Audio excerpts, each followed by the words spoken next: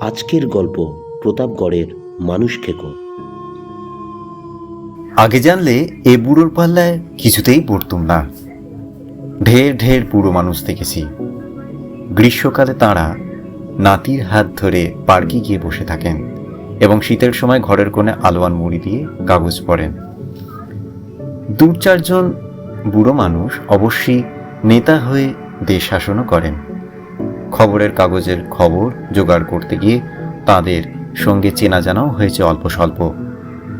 কিন্তু তারা কেউ এর মতো পাহাড় জঙ্গলে বুনো ঘোড়ার দাপটে ছোটাছুটি করে বেড়ান না, স্রেফ দুখানা ঠ্যাঙের জড়ি, কিংবা প্রজাপতি বা পাখির পেছনে বাচ্চা ছেলের মতো হর্নে ঘোরেন না তারা। এ বুড়োর কাণ্ড কারখানাই অদ্ভুত। নইলে এই জানুয়ারির হাড় কাঁপানো শীতে কেউ প্রতাপগড়ের জঙ্গলে ক্যামেরা নিয়ে রাত বিরেতে টোটো করে ঘুরবে কোন সাহসে? বিশেষ করে যে জঙ্গলে সম্প্রতি একটা মানুষ খেকো বাঘের দৌরাত্ম্য চলছে। জঙ্গলে রাত বিরেতে ক্যামেরার কথা শুনে কেউ যদি ভাবে ফ্ল্যাশ বাল্বের সাহায্যে জন্তু জানোয়ারের ছবি তোলা হচ্ছে, তাহলে সে মস্ত ভুল করবে। ক্যামেরাটাও বিষম বিদকুটে ভুতুরে বলতেও আমার আপত্তি নেই, কারণ ওতে ফ্ল্যাশ বাল্বের দরকার হয় না। অথচ অন্ধকারে লেন্সের সামনে কমপক্ষে 20-25 মিটার দূরত্বে 180 ডিগ্রির মধ্যে যা কিছু থাকে সবেরই ছবি উঠে যায়। শাটার টেপার জন্যে কারো বসে থাকার দরকার নেই। ওটার ইলেকট্রনিক ব্যবস্থা এত সূক্ষ্ম আর স্পর্শকাতর যে শুধু দরকার লেন্সের সামনে ওই দূরত্বের মধ্যে মাটিতে একটুখানি কাঁপন। কোনো জন্তু মাটিতে হাঁটলে কিছু না কিছু কাঁপন জাগে, সেই যথেষ্ট শাটার ক্লিক করবে। প্রতাপগড় জঙ্গলের বাংলায় রাত 10টায় উনি যখন ফিরে এলেন ক্যামেরার ফাঁক পেতে, আমি তখন ফায়ারপ্লেসের সামনে ইজি চেয়ারে বসে কড়া কফি খাচ্ছি আর পরদিন সকালে কেটে পড়ার মতলব ভাবছি। কি শীত, কি শীত! বিহারের শীতের নামডাক আছে জানতুম, কিন্তু প্রতাপগড় এলাকা যে উত্তর মেরুরই ছোট ভাই, সেটা জানতে বাকি ছিল। হ্যালো ডার্লিং, যথারীতি সম্ভাষণ করে উনি টুপি ও ওভারকোট খুললেন এবং আমার পাশে বসে মৃদু হেসে বললেন, জয়ন্ত, কি আমার উপর রাগ করেছ? আমার কাঁধে একটা হাত রেখে অন্য হাতে কফির মগ ধরে উনি হঠাৎ চাপা স্বরে বললেন, ডার্লিং, আশা করছি কাল সকালের মধ্যে তোমার চোখ ছানা বড়া হয়ে ওঠার মতো এক অত্যদ্ভুত ছবি তোমায় দেখাতে পারবো। অতএব ধৈর্য সহকারে অন্তত আর একটা দিন অপেক্ষা করো। এবং জয়ন্ত, এমনও হতে পারে তুমি এবার প্রতাপগড় থেকে তোমার দৈনিক সত্য সেবকের জন্য একটি রোমাঞ্চকর সংবাদও সঙ্গে নিয়ে যেতে পারবে। ওর লোভ দেখানো কথায় একটুও না গলে বললুম, কিসের ছবি দেখাবেন আর? গত রাতে তো ঝর্ণার জল খেতে আসা একবার হরিণের ছবি উঠেছিল আপনার ক্যামেরায়। কাল বড় জোর দেখবো হয়তো একটা রোগাবাক। ঠিক বলেছ ডার্লিং। বুড়ো সাদা দাড়ি খামচে ধরে হাসলেন। তারপর অভ্যেস মতো টাকে সেই হাতটা বুলিয়ে কি একটা ফেলে দিলেন। দেখলুম লাল রঙের একটা পোকা। অনেক সময় টাকে মাকড়সার জাল বা পাখির বিষ্ঠাও দেখেছি। বুড়ো পোকাটার গতিবিধিতে নজর রেখে বললেন, বাঘের ছবি দেখাবো, তবে এটা যে সে বাঘ নয়, সেই কুখ্যাত মানুষ খেকো বাঘ। সরকার যাকে মারার জন্য পুরস্কার ঘোষণা করেছে। বিরক্ত হয়ে বললুম, ধরুন তাই নয় হলো, মানুষ খেকো বাঘটার ছবি আপনার ক্যামেরার সামনে এসে হাজির হবে, তাহলে ওই শিকারী ভদ্রলোকদের বললেন না কেন? আজ বিকেলে আপনার সামনেই ওরা দুজনে বেরিয়ে গেলেন। কোথায় মোষের বাচ্চা বেঁধে রেখে গাছের ওপর মাচান করে বসে থাকবেন সারা রাত? খামোকা ওরা কষ্ট পাবেন ঠান্ডায়। আমার কথার জবাব দেওয়ার জন্যে ঠোঁট ফাঁক করেছেন। এমন সময় চৌকিদার দরজায় উঁকি মেরে একটু কেসে বলল, हुजूर कर्नल साहब, खाना तैयार है, हुक्म होगा तो अभी लावेगा। জরুর, বলে হুজুর কর্নেল সাহেব অর্থাৎ আমার বৃদ্ধ বন্ধু কর্নেল নীলাদ্রি সরকার ওরফে বুড়ো ঘুঘু অভ্যেস মতো বুকে ক্রস এঁকে যথার্থ ধার্মিকের মতো খাদ্য গ্রহণে প্রস্তুত হলেন। বাংলোটা একেবারে জঙ্গলের মধ্যে, তাই সতর্কতার জন্য বারান্দা জুড়ে গ্রিল এবং এই শীতে গোটাটা রেলে ঢাকা রয়েছে। বারান্দার একদিকে কিচেন, চৌকিদার কিচেনের সামনে খাটিয়ে পেতে ঘুমায়। সম্প্রতি মানুষ খেকো বাঘের উপদ্রব হওয়াতে সে আরও সতর্কতার জন্য পাশে একটা টর্চ আর বল্লমও রাখে। কর্নেল বুড়ো মানুষ খেকোর ভয় তুচ্ছ করে এত রাত অবধি জঙ্গলে ঘোরেন এবং নিরাপদে ফিরে আসেন। বারান্দায় গ্রিলের একটা অংশ খুলে সে হুজুর কর্নেল সাহেবকে ভেতরে আসতে দেয় এবং সঙ্গে সঙ্গে ফের সেই ফাঁকটা অর্থাৎ দরজা বন্ধ করে তালা এঁটে সন্দিগ্ধ দৃষ্টে তাকিয়ে থাকে। আমার ধারণা সে ভূত দেখছে না মানুষ, তার দৃষ্টিতে এরকম একটা চাঞ্চল্য থাকে। কর্নেলের ওপর তার ভক্তি ক্রমশ বেড়ে গেছে। জেলি মাখানো মোটা মোটা চাপাটির সঙ্গে বুনো মুরগির মাংস বেশ জমিয়ে খাওয়া গেল। খেতে খেতে কর্নেল আমার সেই কথাটার জবাব দিলেন, ঠিকই জয়ন্ত, মিস্টার সেন এবং মিস্টার দত্তকে আমার বলা উচিত ছিল আপনারা ঝর্ণার ভাটিতে টোপ না বেঁধে আরও একটু উজানে এসে বাঁধুন, কারণ আমার ধারণা বাঘটা ওখানেই টিলার উপর একটা গুহায় থাকে। তার পায়ের দাগও খুঁটিয়ে দেখেছি। জঙ্গলবিদ্যায় আমারও কিঞ্চিত জ্ঞানগম্যি আছে। তাহলে বলেন না কেন? কর্নেল হাসলেন। যেচে পড়ে বলাটা সঙ্গত মনে করিনি।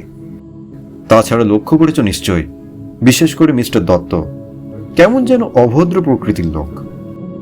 এসেই আমাদের এখানে দেখে তেলে বেগুনেও জ্বলে উঠেছিলেন না? মিস্টার সেনও কেমন আমাদের শুনিয়ে শুনিয়ে বললেন, দুটো মানুষ টোপ থাকতে আর মোষের বাচ্চা কিনতে খামোকা পয়সা খরচ কেন? ব্যাপারটা আমার গায়ে লেগেছে জয়ন্ত। ওনার দুঃখ দেখে ঠাট্টা করে বললুম, আহা, ওরা তো কর্নেল নীলাদ্রি সরকার নামক প্রখ্যাত বুড়ো ঘুঘুকে চেনেন না। চিনলে নিশ্চয়ই সমীহ করে কথা বলতেন। তাছাড়া যে জঙ্গলে মানুষ খেকো বাঘ রয়েছে, সেখানে যারা বেড়াতে এসেছে শখের বসে, তারা নিছক টোপ হতেই এসেছে বই কি। কর্নেল কিন্তু হাসলেন না। গোমরা মুখে গ্লাসের কনকনে ঠান্ডা জলটা পুরো গিলে ফেললেন। শেষ রাতে কি একটা গন্ডগোলের শব্দে ঘুম ভেঙে গেল। জেগে কয়েক সেকেন্ড ফ্যাল ফ্যাল করে তাকিয়ে রইলুম। লণ্ঠনের দম বাড়িয়ে কর্নেল ব্যস্তভাবে ডাকছেন, জয়ন্ত, জয়ন্ত। বাইরে চৌকিদার দুর্বোধ্য ভাষায় চেঁচামেচি করছে, আর কেউ হাউ হাউ করে কান্নাকাটি জুড়ে দিয়েছে। কম্বল ছেড়ে বেরোনো সহজ কথা নয়, কিন্তু এসব ক্ষেত্রে সহজাত বোধ কাজ করে। হুড়মুড় করে উঠে পড়ল। তারপর দেখি কর্নেল লণ্ঠন হাতে এগিয়ে দরজা খুললেন। তার পিছন পিছন দৌড়ে গেল। বারান্দায় বেরিয়ে এক ভয়ঙ্কর দৃশ্য চোখে পড়ল। মেঝে পা ছড়িয়ে বসে আছেন সেই শিকারী মিস্টার দত্ত এবং দু হাতে মুখ ঢেকে ছেলে মানুষের মতো কাঁদছেন। তার পোশাকে চাপ চাপ টাটকা রক্ত লেগে রয়েছে। পাশে দুটো রাইফেল পড়ে রয়েছে, আর তার সামনে দাঁড়িয়ে চৌকিদার বেচারা জড়ানো গলায় ক্রমাগত কি বলছে বোঝা যাচ্ছে না।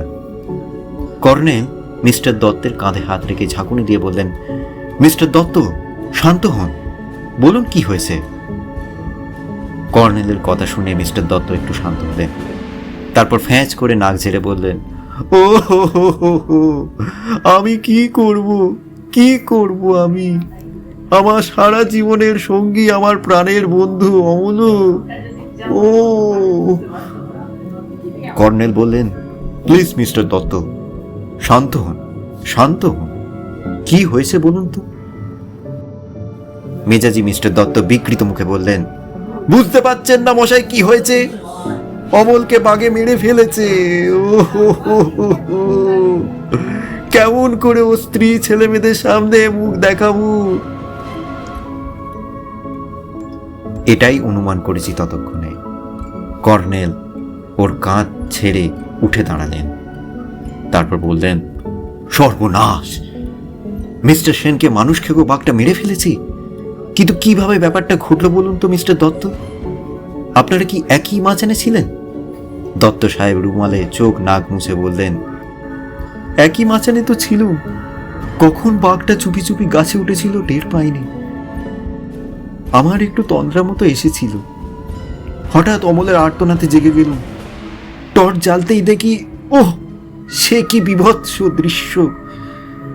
বাঘটা অমলের গলা কামড়ে ধরে ঝাঁপ দিল।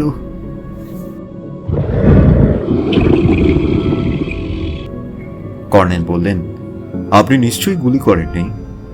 ওর রাইফেলটাও তো নিয়ে এসেছেন দেখছি। দত্ত সাহেব শ্বাস টেনে বললেন, আমার গায়ে ধাক্কা লেগেছিল, টর্চ আর রাইফেল নিচে পড়ে গিয়েছিল তক্ষুনি। ওহ হো হো, অমল, অমল! তারপর তারপর আমি দম আটকানো গলায় প্রশ্ন করলাম। মিস্টার দত্ত বললেন, তারপর কিভাবে যে পালিয়ে এসেছি আমিই জানি। এই দেখুন কত জায়গায় ছড়ে গেছে, আর এই দেখুন কত রক্ত, অমলের রক্ত। ও হো হো হো হো। কর্নেল একটু ভেবে নিয়ে বললেন, বড্ড দেরি হয়ে গেছে, এতক্ষণে নিশ্চয়ই বাঘটা শিকার নিয়ে সরে পড়েছে। সকাল পর্যন্ত অপেক্ষা করা ছাড়া কোনো উপায় নেই। বাকি রাত আর ঘুমানো গেল না। পাশের ঘরে দত্ত সাহেব সমানে বিড়বিড় করে শোক প্রকাশ করছেন শোনা যাচ্ছিল। কর্নেল ও আমি ফায়ারপ্লেসের কাছে বসে রইলাম। কর্নেল বুড়ো একেবারে চুপচাপ, কোনো প্রশ্ন করেও জবাব পেলুম না। অভ্যেস মতো দাড়ি বা টাকে হাত বুলোচ্ছেন, কখনো চোখ বুজে বুকে ক্রস আঁকছেন। জঙ্গল ও পাহাড় জুড়ে ঘন কুয়াশা, রোদ বাড়লে সেটা কাটল। তখন কর্নেল আমাকে নিয়ে বেরোলেন। দত্ত সাহেবকে দেখলুম লনে রোদে বসে আছেন, হাতে রাইফেল, হিংস্র চেহারা, লাল চোখ। কর্নেল ডাকলেন, আসুন মিস্টার দত্ত, দেখি আপনার বন্ধুর ডেড বডি খুঁজে পাই নাকি। দত্ত সাহেব উঠলেন, ওই শয়তানটাকে খতম না করে আর আমি কলকাতা ফিরছি না, এই আমার প্রতিজ্ঞা। যেতে যেতে কর্নেল বললেন, প্রথমে আমাদের মাচানের ওখানে যাওয়াই উচিত। মিস্টার দত্ত শুধু বললেন, হুম। বাংলো থেকে ঝোপ জঙ্গলে ভরা ডাল বেয়ে নেমে আমরা ছোট্ট একটা সোঁতার ধারে পৌঁছলুম, যেটা একটু দূরে ঝর্ণা থেকে বয়ে এসেছে। পাথরের ওপর দিয়ে ঝিরঝিরে স্বচ্ছ জল বইছে। ধারে ধারে কিছুটা যাওয়ার পর মিস্টার দত্ত বললেন, ওই যে ওখানে। চারপাশে ঘন গাছপালা, মধ্যিখানে এক টুকরো ফাঁকা ঘাস জমি। একটা বাচ্চা মোষ মনের সুখে এখন ঘাস খাচ্ছে। বুঝলুম ওটাই টোপ। জমিটায় পৌঁছেই আমরা থমকে দাঁড়ালাম। মাচানের ঠিক নিচেই একটা ক্ষতবিক্ষত মৃতদেহ পড়ে রয়েছে। তারপর বিকট চিৎকার করে মিস্টার দত্ত ছুটে গিয়ে মৃতদেহটার কাছে হাঁটু মুড়ে বসলেন এবং রাতের মতোই বুক ফাটা কান্না জুড়ে দিলেন। কর্নেল ও আমি এগিয়ে গেলুম। শিকারী মিস্টার সেনের গলায় গভীর ক্ষতচিহ্ন এবং বুকের ওপরটা তীক্ষ্ণ নখের আঘাতে ফালা ফালা। পুরো পুলওভার ফিরে ফুরে গেছে, জমাট কালচে রক্তের ছোপ সবখানে। কর্নেল মুখ তুলে মাচানের দিকে তাকালেন, তারপর বেমক্কা গাছে চড়তে শুরু করলেন। গাছটার গুড়ি ও ডালে রক্তের ছোপ দেখতে পাচ্ছিল। একটু পরেই কর্নেল মাচান থেকে নেমে এসে বললেন, আপনি ঠিকই বলেছেন মিস্টার দত্ত, বাঘটা ওনাকে আচমকা মাচানের ওপরেই আক্রমণ করেছিল। উনি আত্মরক্ষার ফুরসত পাননি। তো ডেড বডিটা? দত্ত সাহেব শান্তভাবে বললেন, চৌকিদারকে বলেছি কজন লোক ডেকে আনতে, জিপে করে কলকাতা নিয়ে যাব, কিন্তু জানি না অমলের স্ত্রীর সামনে দাঁড়াবো কোন মুখে। ওহ! কর্নেল অন্যমনস্কভাবে মাচানের দিকে তাকিয়ে রইলেন কিছুক্ষণ। তারপর হঠাৎ ঘুরে বললেন, দেখুন মিস্টার দত্ত, আমার মনে হচ্ছে আপনার বন্ধু মিস্টার সেনকে যে বাঘটা মেরে ফেলেছে সেটা মানুষ খেকো নয়। মিস্টার দত্ত ভুরু কুঁচকে বললেন, আপনি কি শিকারী? কিভাবে বুঝলেন যে মানুষ খেকোটা নয়? মানুষ খেকো না হলে ওভাবে কোনো বাঘ চুপি চুপি গাছে উঠে শিকারীর উপর হামলা করে না। কর্নেল বললেন, তা ঠিক, তবে এই জঙ্গলে আরো বাঘ থাকাও তো সম্ভব। ধমকের সুরে দত্ত সাহেব বললেন, যা জানেন না তা নিয়ে বাজে বকবেন না। কর্নেল ধমক খেয়ে কাঁচুমাচু মুখে সরে এলেন। চলো জয়ন্ত, ডেড বডি তো পাওয়া গেছে, আমরা নিজের কাজে যাই। ঝর্ণার ধারে এসে বললুম, লোকটা অভদ্র, কুঁয়ার একেবারে, একটা হামবাক। কর্নেল হেসে বললেন, শিকারীদের একটু রাগ হওয়া স্বাভাবিক। যাকে জয়ন্ত, তুমি বাংলায় গিয়ে বিশ্রাম করো গে। এই বুড়োর পেছনে ছোটাছুটি করা তোমার পোষায় না জানি। সে আর বলতে, কিন্তু আপনি যাবেনটা কোথায়? আপাতত ক্যামেরাটা নিয়ে আসি বলে কর্নেল হনহন করে এগিয়ে গেলেন। আমি বাংলায় ফিরলাম। কর্নেল ফিরলেন একেবারে দুপুর গড়িয়ে। তারপর খেয়ে দিয়ে ফিল্ম ডেভেলপ করতে বাথরুমে ঢুকলেন। ওটাই ওনার ডার্ক রুম। রাতে ঘুম হয়নি, তাই আমি কম্বল মুড়ি দিয়ে শুয়ে পড়লাম। সেই ঘুম ভাঙল কর্নেলের ডাকাডাকিতে, জয়ন্ত, জয়ন্ত, শিগগির সব গুছিয়ে নাও, আমরা এক্ষুনি রওনা দেব, জিপ এসে গেছে। বললুম, সে কি, অরণ্য পিপাসা এরই মধ্যে মিটে গেল, নাকি মানুষ খেকো বাঘের আতঙ্কে? আর জিপ কোথায় পেলেন? আমরা এই অবেলায় যাবই বা কোন চুলোয়? বুড়ো ঘুঘু রহস্যময় হেসে বললেন, ওয়েট ওয়েট ডার্লিং, সব প্রশ্নের জবাবে আপাতত আমার রাতের ফসল তোমাকে উপহার দিতে চাই। নাও। হাত বাড়িয়ে যা পেলুম তা একটা ছোট্ট ফটোগ্রাফ। কিন্তু দেখা মাত্র চমকে উঠল। এ কি? এই যে দেখছি মিস্টার দত্ত হাঁটু দুমড়ে পাথরের খাঁজে হাত পুড়ে কি একটা করছেন। অবাক হয়ে বললুম, এর মানে? কাল রাতে তো ওরা দুজনে মাঝখানে ছিলেন, মানে মিস্টার দত্ত এবং মিস্টার সেন, অথচ মিস্টার দত্ত দেখছি একা এখানে কি যেন করছেন। কর্নেল বিদঘুটে ভঙ্গিতে ফের হাসলেন। রেডি হয়ে নাও ঝটপট, তোমায় যা দেখাবো বলেছিলাম তা দেখালাম, বাকিটা প্রতাপগড় টাউনশিপে গিয়ে দেখাবো। কিন্তু আপনি মানুষ খেকো বাঘটা দেখাবেন বলেছিলেন, তাই তো দেখালাম বলে বৃদ্ধ গোয়েন্দা প্রবর নিজেই আমার কম্বল বেডিং পত্তর গোছাতে শুরু করলেন। আমি তো হতভম্ব হয়ে গেছি। কিছুক্ষণ পরে জিপে ওঠার সময় কর্নেল বললেন, আসলে যে বুড়ো এবং রোগা বাঘটা তল্লাটে 5টা মানুষ মেরে খেয়েছে, সে তার পাহাড়ি গুহায় স্বাভাবিকভাবে মরে পড়ে রয়েছে। তাকে গতকাল আবিষ্কার করে এসেছিল। কবে কোন শিকারীর গুলি খেয়ে বাঘটার অবস্থা এমনিতে শোচনীয় হয়ে উঠেছিল। যাককে, উঠে পড়ো বৎস, যথাস্থানে পৌঁছে সব টের পাবে। প্রতাপগড় টাউনশিপে পৌঁছতে প্রায় সন্ধ্যা হলো। অবাক হয়ে দেখি জিপ থানায় ঢুকছে। বুক কাঁপল। তাহলে কি মিস্টার সেন বাঘের হাতে মারা পড়েননি? নিছক খুন খারাপির ঘটনা? ঠিক তাই। লাল চোখে হিংস্র মুখভঙ্গিতে বসে আছেন মিস্টার দত্ত, তার হাতে হাত করা। টেবিলের চারপাশ ঘিরে কয়েকজন পুলিশ অফিসার রয়েছেন। আমাদের দেখে একজন পুলিশ অফিসার চেঁচিয়ে উঠলেন, হ্যালো কর্নেল।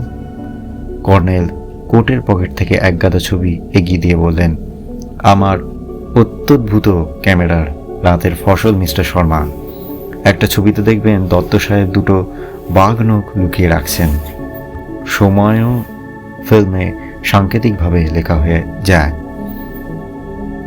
রাত 2:33। এই দেখুন।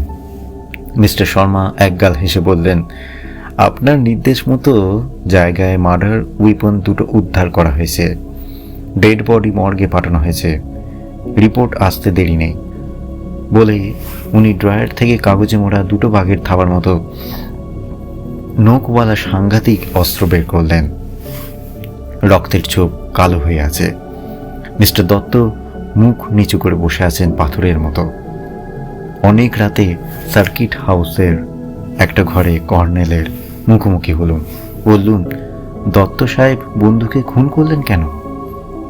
কর্নেল জবাব দিলেন, কলকাতা প্রখ্যাত হুঁশিয়ারি দত্ত অ্যান্ড সেনের নাম শোনেনি জয়ন্ত? সেই যে বাঘমার্কা গেঞ্জি ইত্যাদি যাদের। যেটুকু অনুমান করছি তাতে মনে হয় দত্ত সাহেব ভেতর ভেতর পার্টনার বন্ধু সেনা সাহেবকে ঠকিয়ে একা মালিক হওয়ার চক্রান্ত করছিলেন। কারণ ওনাদের চাপা গলায় আগের রাতে কি সব তর্ক করতে শুনেছিল। যাই হোক, সেই চক্রান্তের চরম অবস্থা এই হত্যাকাণ্ড। বুঝে দেখো জয়ন্ত, কি চমৎকার ফন্দি এঁটেছিলেন মিস্টার দত্ত। মানুষ খেকো বাঘ শিকার করতে এসে তার পাল্লায় একজনের মারা পড়াটা কত স্বাভাবিক দেখাতো। শুধু বাদ সাধল এই বৃদ্ধ প্রকৃতিবিদ এবং তার অত্যদ্ভুত ক্যামেরা। তবে ডার্লিং জয়ন্ত, আমি প্রতিশ্রুতি দিচ্ছি, যদি তুমি এই বৃদ্ধকে নির্দয়ভাবে পরিত্যাগ না করে যাও, তাহলে কয়েকদিনের মধ্যে তোমায় সত্যিকারের বাঘ দেখাবোই দেখাবো। দাড়ি ও টাকওয়ালা বুড়ো ঘুঘু কর্নেল নীলাদ্রি সরকার নিজের বিশাল বুকে খাঁটি পাদ্রির মতো একবার ক্রস আঁকলেন। তারপর অস্ফুট স্বরে আওড়ালেন, আমিন আমিন।